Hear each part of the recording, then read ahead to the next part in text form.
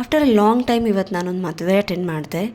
ಹೋದ ತಕ್ಷಣ welcome drink ಕೊಟ್ಟರು. ವೆಲ್ಕಮ್ ಡ್ರಿಂಕ್ ಕೊಟ್ಬಿಟ್ಟು ಅಲ್ಲಿಂದ ಹುಡುಗಿನ ನೋಡಿ ಅವ್ರಿಗೆ ಗಿಫ್ಟ್ ಕೊಟ್ಟು ಫೋಟೋ ತಗೊಂಡು ಊಟದ ಕಡೆ ಹೋದ್ವಿ.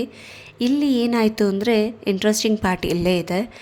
ಅವ್ರ ಅರೇಂಜ್ಮೆಂಟ್ಸ್ ಆಗಲಿ, ಡೆಕೋರೇಷನ್ಸ್ ಆಗಲಿ, ಫುಡ್ ಐಟಮ್ಸ್ ಆಗಲಿ ಎಲ್ಲ ತುಂಬ ಚೆನ್ನಾಗಿದೆ.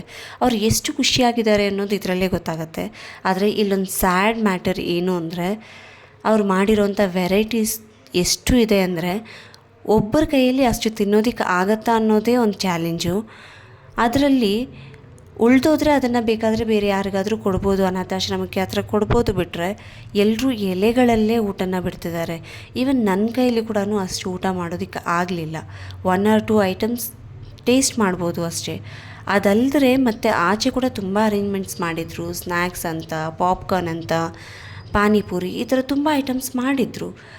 ಆದರೆ ಎಲ್ಲರೂ ಎಲ್ಲ ತಿನ್ನೋದಕ್ಕಾಗಲ್ಲ ಅಲ್ವಾ.